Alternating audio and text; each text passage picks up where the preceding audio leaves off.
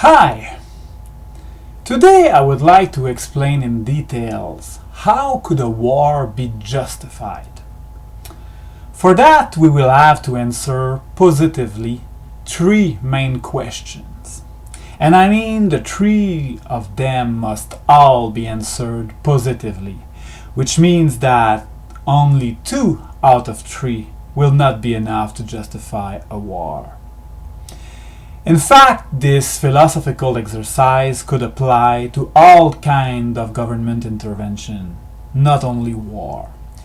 We could, for example, ask those same 3 questions to see if the welfare state, the war on drugs, or any other government program can be justified. So those 3 questions are: first, is it a good cause? Second, is it done in a good and moral way? And third, at what cost? So the first question, is it a good cause? This question can seem redundant to the main question about if a war can be justified. But no, even if a cause for a war is good, it's not enough to justify the war itself, and we will see why. Unfortunately, most people only consider this first question when deciding to support a war. This is also the most difficult question because we will see that it's almost never black or white, but mostly different shades of gray, if we can say that. But first, if we want to know if a cause for a war is good, we need to define what are the basic standards of morality, of what is good and what is evil. If you have ever listened to any of my previous videos on this channel, you probably know that I'm a libertarian. So for me, morality rests upon private property and its derivative, the non-aggression principle, which means that initiating the use of violence against a peaceful individual or its legitimate private property is evil. Let's be clear, I'm not a pacifist. Violence can be legitimate in some case. If this definition of basic morality seems easy to understand, defining the morality of a political regime versus another and decide if war can be justified is a lot more complex. From a libertarian standpoint, the existence itself of the nation state is already a big issue because the state is nothing less than a group of individuals who have the exclusive right to initiate the use of force. While some libertarians believe in a minimal state, some others fully support anarchism or voluntarism and fully reject the state. But for this philosophical exercise on wars, and because we talk about wars between nation-states, I will accept and use the example of a minimal state with the limited role of defending individuals, legitimate private property, and the contracts as the best possible moral degree a nation-state can be, or if you prefer, the less immoral degree. And unfortunately, right now, all nation-states are far bigger and a lot more evil than this ideal. Also, let's be clear that the concept of democracy has nothing to do with morality because the will of a group of people does not define what is good. It's like, the best example, I hate to use it, but it's like a collective rape. So we have the existence of hundreds of nation-states today and in the past, and all of them have or had different degrees of how immoral they are or were, according to the respect of the non-aggression principle and property right. And I see 2 ways of judging a nation-state. First, how they act with their own citizens, and secondly, how they act with other nation states. That means we could have a nation state that is less oppressive against its own citizens, but more aggressive against other nation states, or the opposite. And also measuring the exact degree of morality of a nation state is probably impossible. There is so much secrecy and we can't know everything that has been done by every politician or those who execute their orders. So there are two reasons where I could see a just cause for a war. The first and most easy one would be a clear case where a nation state attacks another nation state that has done nothing to deserve that. I would agree that the nation state that is under attack would be morally justified to defend itself. The other case that is already more delicate and could lead to a slippery slope would be, and again, a clear case of where some people are clearly under a real and big oppression by their state and that they would ask for help. This could maybe be a cause for a good reason for war. The big problem we have, if a war is not justified, is that those who have other motives like imperialism or just making money through the state will do anything to portray the war as good and morally justified. There will be no limits to the lies and manipulation they will do. And this is especially true in a democracy. And to put it simply,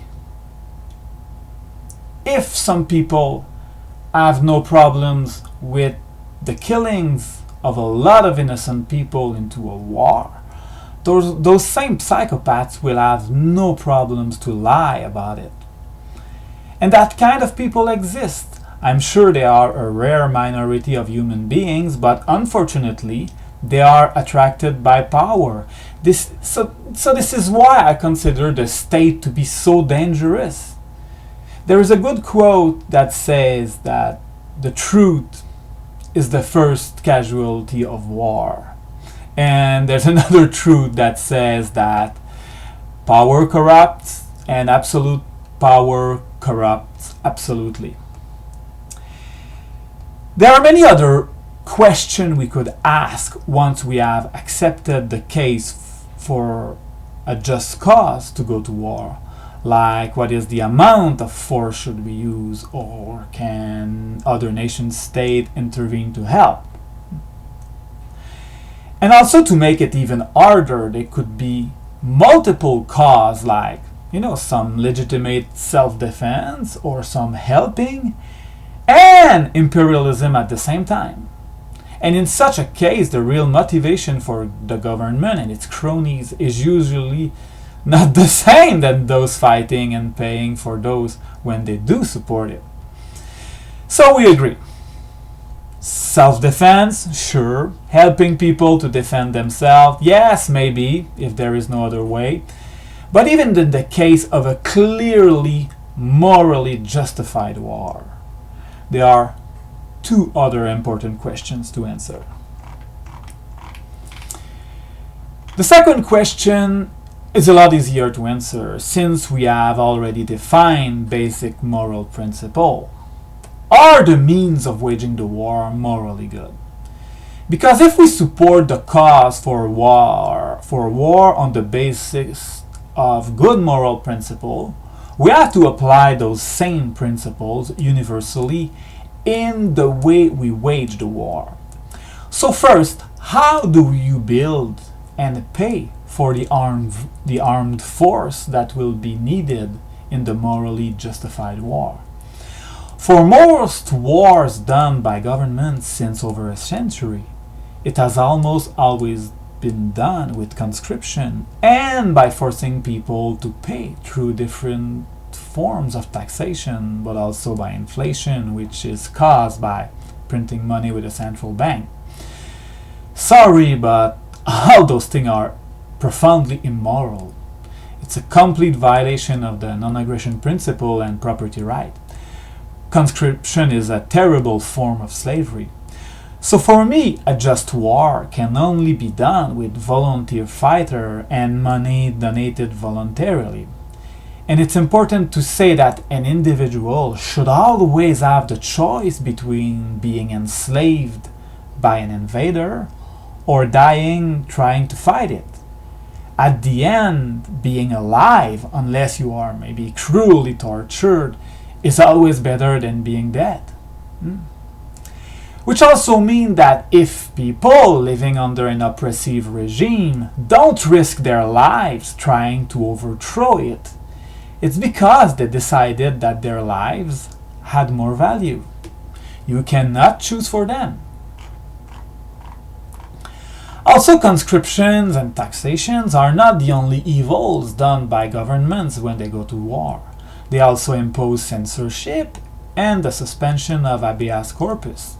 Being denied the freedom of speech to criticize the war is a big violation of moral principle. During big wars, most governments become very totalitarian, even if they were democratically elected, because they control most of the economy, like the central planning of any communist regime. Also, there is another very important component that makes all those big wars possible, and it's the government public school system that should be better called indoctrination camps. Public schools are not voluntary. Public schools were created with the openly stated objective of making people obedient, conformist, and patriotic, which are essential to make children into future cannon fodder, sadly. The second part of this question is about collateral damage. Once there is a clear case for a good cause for a war, do we have the moral right to kill innocent people to achieve that? No, I don't think so.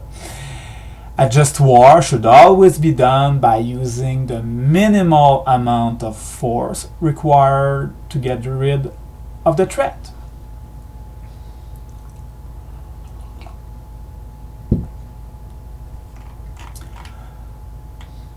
The third question is more pragmatic and material than moral, but still very important.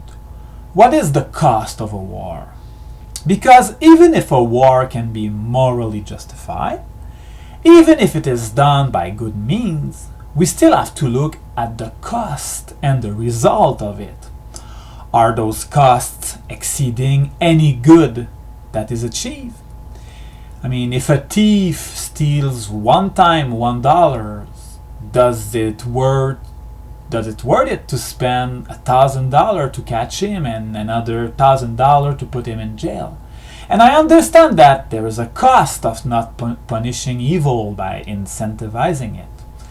So, if a nation commits an evil act of aggression resulting in the death of, let's say, 1,000 people, would it worth it that 1 million people die fighting them? I don't think so. And of course, another very important things to consider about the cost of a war, something I have said a lot in my previous videos, is the unintended consequence that are almost always caused and that the warmongers never talk about.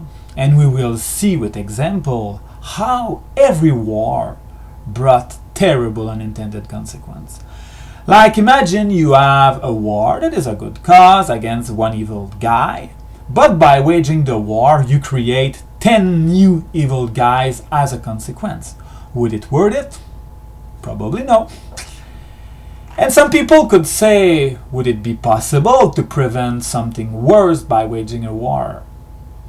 Yes, not impossible, but it's a dangerous speculation.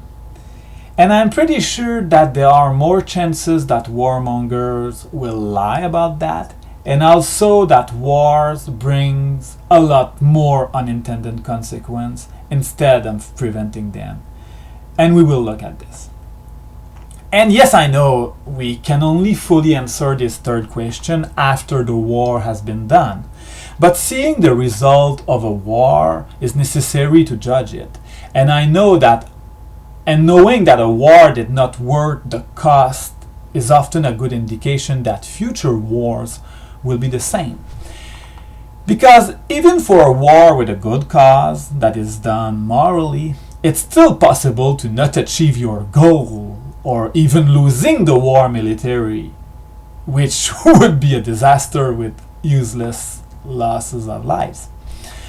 So here are some examples of the major wars of the 20th century that were launched by Western countries, mostly the United States, and that propaganda tried to sell us as good wars, and for which of those wars we will answer the three questions from the standpoint of those same Western countries. So let's look at the First World War. Was it a good cause? Absolutely not.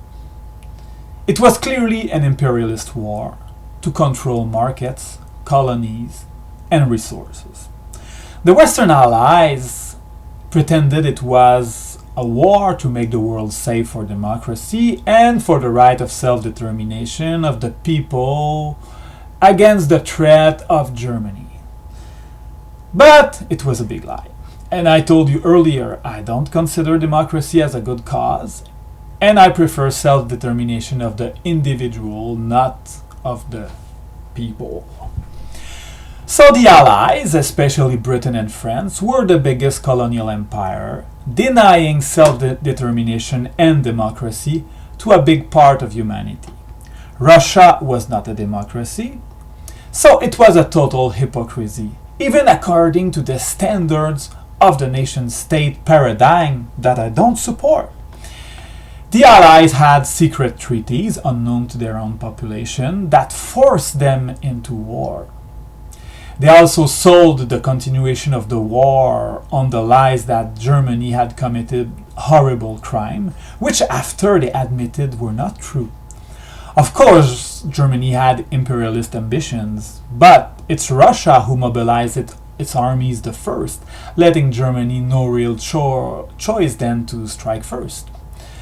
Germany and Austria were small countries with almost no colonies, no access to resources, and encircled by huge empires that had themselves access to almost infinite resources.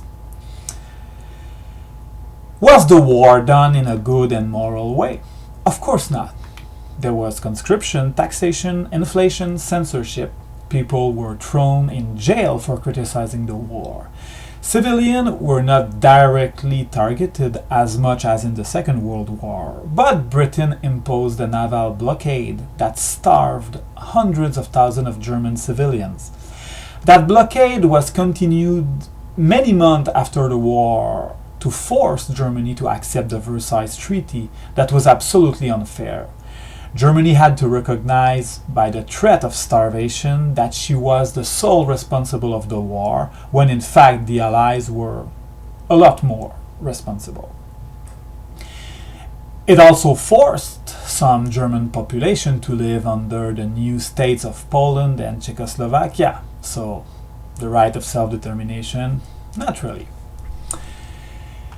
Did the cost of the First World War worth it? Again, absolutely no.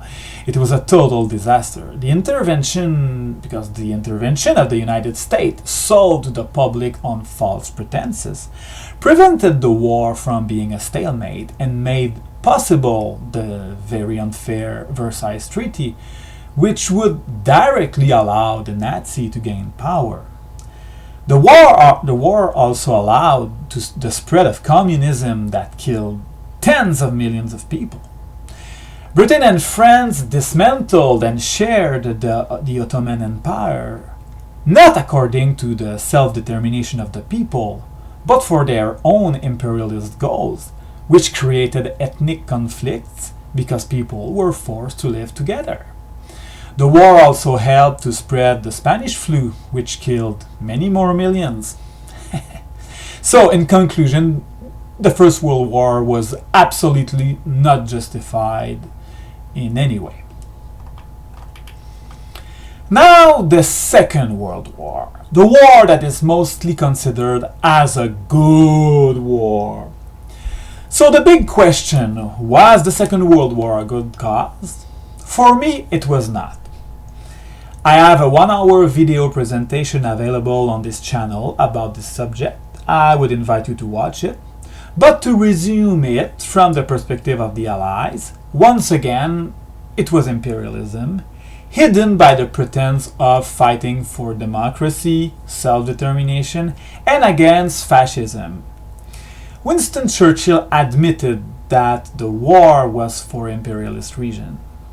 Fascism is not that different than social or liberal democracy from the perspective of property right. Fascism is also kind of a reaction to communist threats. And I don't support fascism, but risking your life to fight against fascism for some sort of democratic socialism? not for me. In Europe, it's Britain and France who declared war to Germany, not the opposite. Britain and France were they were the two biggest colonial empires. They had no moral high ground to start a war over Poland, which was also invaded by the Soviet Union. But Stalin did not get a war declaration. No, instead he got an alliance and some help. Total hypocrisy. Again, Germany was an even smaller country in the middle of Europe, encircled by hostile nations. Also, some of the action of Nazi Germany, like taking back the Rhineland, the Sudetenland, unifying with Austria, and asking Poland to get back the German lands it got from the Versailles Treaty, were kind of part of the self-determination principle. Not that I approved the way it was done. And of course, Germany had imperialist ambition.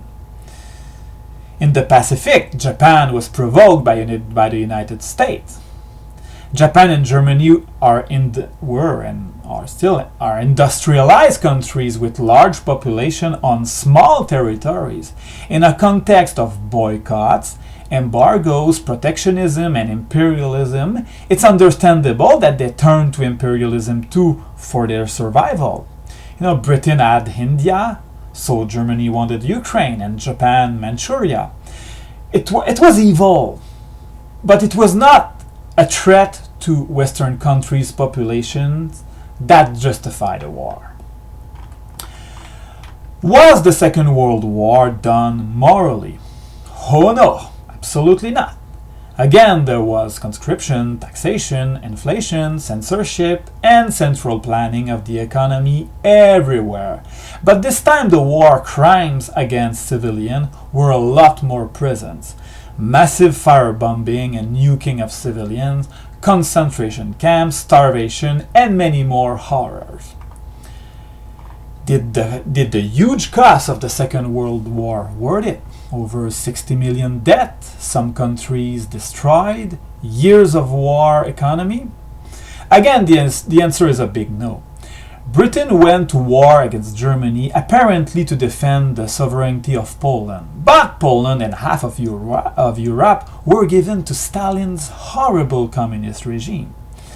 In fact, Britain went to war to defend its empire and to prevent the rising of a German empire that tried to coexist with Britain. But even there it failed. After 1945, Britain was ruined and it lost most of its empire, and many of the former European colony became communist dictatorship. Same thing for many countries occupied by Japan. And the world was not safer because there was the Cold War and the Soviet Union had the atomic bomb.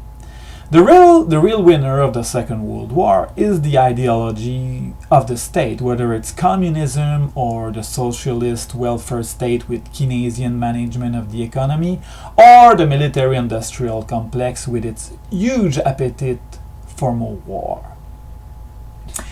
It also must be said that the war in Europe could have been contained to Hitler and Stalin. Hitler clearly did not want with the West. He made many peace offers to Britain, which included to withdraw from all Western Europe. So no, war was not necessary.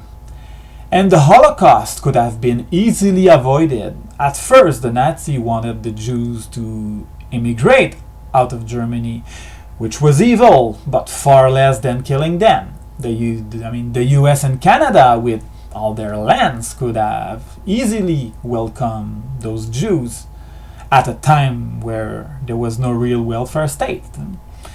The mass extermination did not start until 1942, when the war became global, when it was impossible to deport them, and probably as a vengeance for the obvious impossibility for Germany to win the war, and a retribution for the bombing of its cities.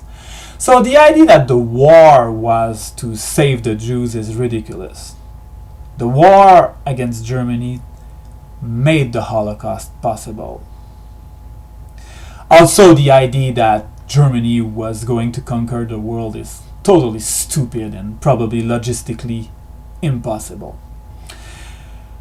So, you see, many unintended consequences for violating the non-aggression principle by the belief in the statist ideology. So in conclusion, no, the Second World War was not justified, contrary to the big myth that is believed.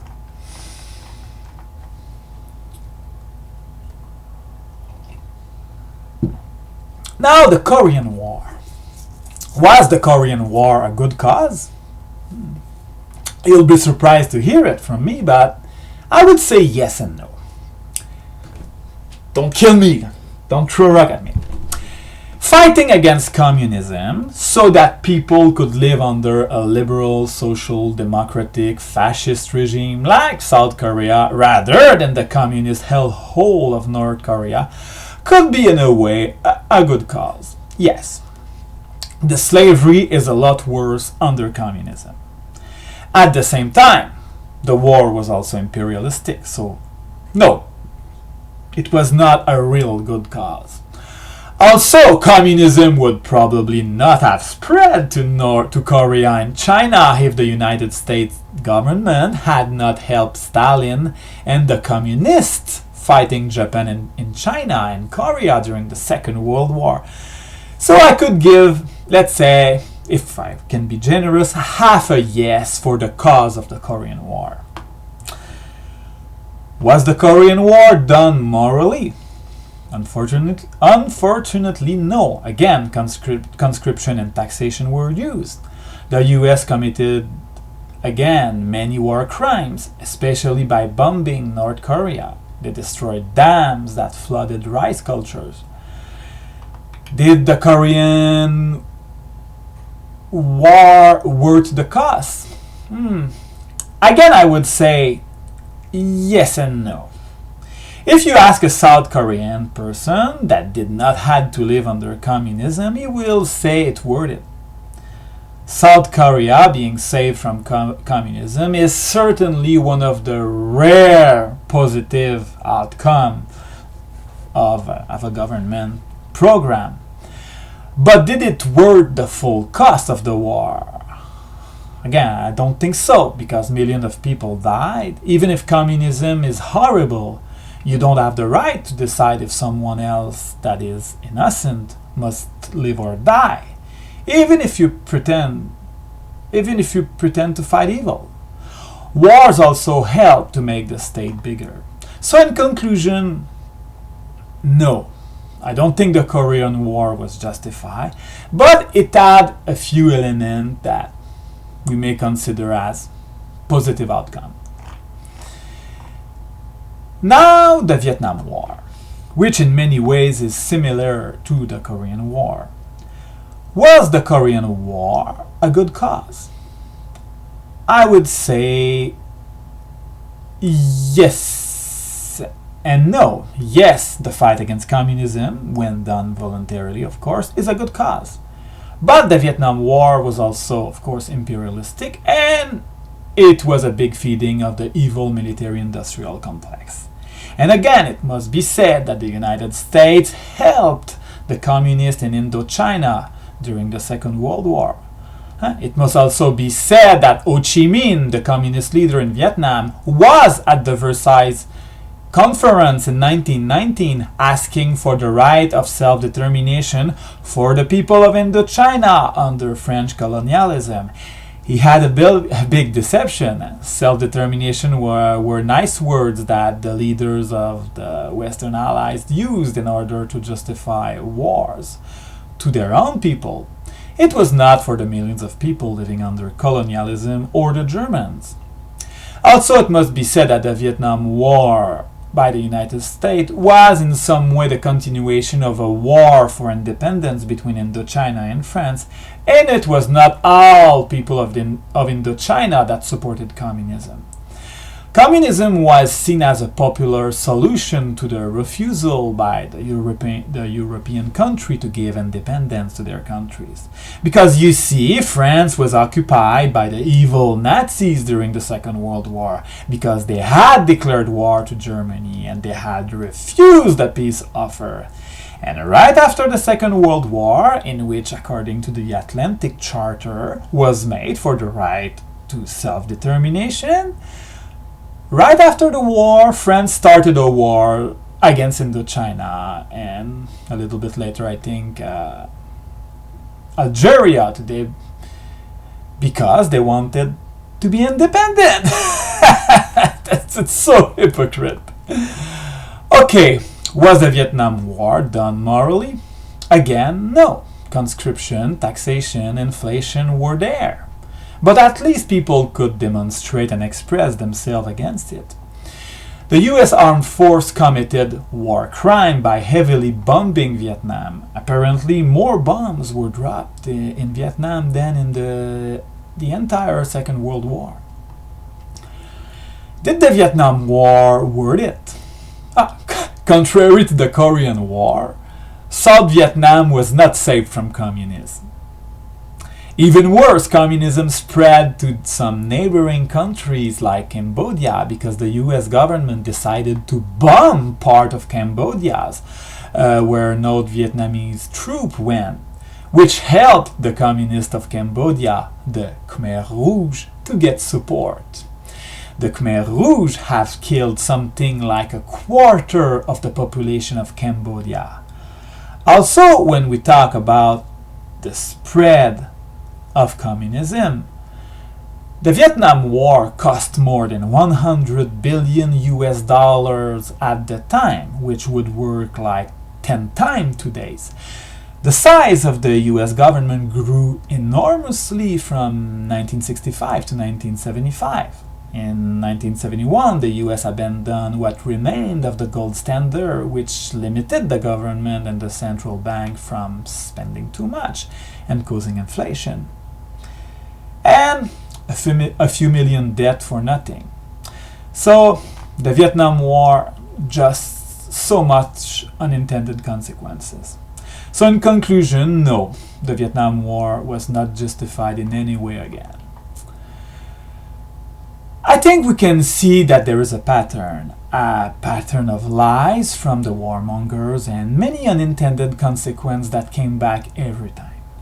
I think Murray Rothbard said that there were two wars done by the United States that he considered justified for their cause. The War of Independence from Great Britain in the 1780s and the Secession War of 1861 from a Southern perspective. So let's look rapidly at the other wars to see how kind of the same they are with those we just analyzed. So the in Iraq in 1991 was when Saddam Hussein, the bad guy that the US had supported against Iran, decided to invade Kuwait that was drilling oil horizontally. Apparently Saddam Hussein would have asked the permission to the US, and he probably thought that if the US supported him and sold him weapons to commit war crimes, that it would be okay to invade Kuwait.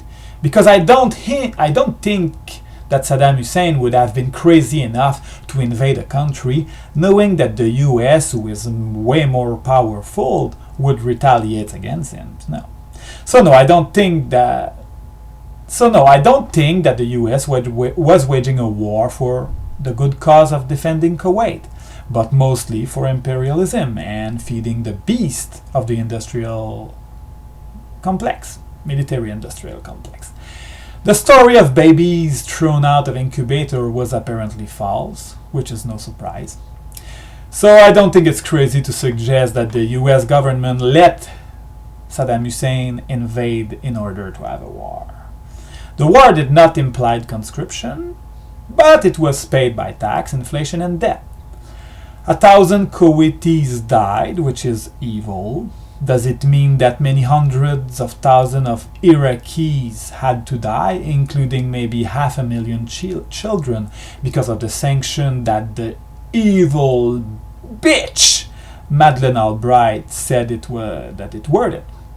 So no, not really justified. The invasion of Kuwait could have been probably prevented by not having such imperialist false diplomacy. The war in Afghanistan in 2001 and the so-called war on terrorism, which is so abstract as a term and allows the state to be in a continual war against something that is not clearly defined, is a problem that is greatly the result of previous wars and intervention. Let's suppose we accept the official version of the 9/11 attack by Al-Qaeda. Bin Laden and his gang were once supported and financed by the US when the Mujahideen fought against the Soviet Union in Afghanistan. An unintended consequence. I would not oppose the idea of capturing the people who committed the attack, but invading a country? No way. Again, this war was paid by taxation, inflation, and debt. There was no conscription. We are now in 2020 and there is still US troops in Afghanistan. And I think the Taliban are also still there. So it's clearly feeding the military-industrial complex and imperialism to control the region and its resources. And finally, the second war against Iraq in 2003, where there were no weapon of mass destruction found and no link to Al-Qaeda. Again, it's imperialism and the feeding of the monster known as the military-industrial complex. And maybe because Iraq wanted to sell oil in other currencies than the dying US dollar.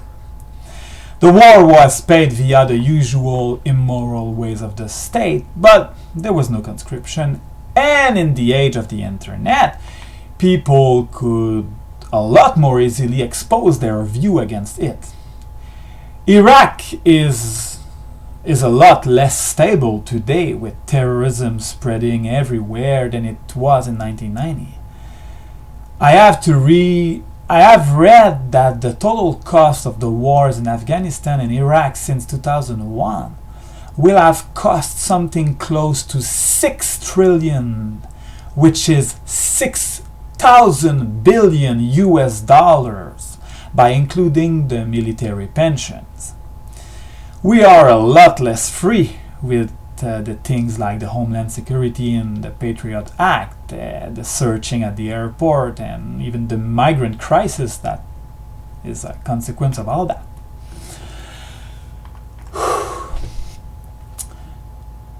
So, you can see how wars are connected in the 20th century. World War I led to World War II, which led to the Cold War. which led to the infinite wars against terrorism. War is a big government program that doesn't work. It only works to make the governments bigger, feed and enrich those who sell stuff to governments, and by creating future problems that will lead to more war. Unless people wake up and realize all the lies that are behind war, and they start applying the simple morality rule that we all understand are good, like don't initiate the use of force against a peaceful individual. So thank you very much for listening to me. I invite all polite discussion. If you liked, you can subscribe to my channel. I have more video presentation coming on the libertarian philosophy. Thank you very much.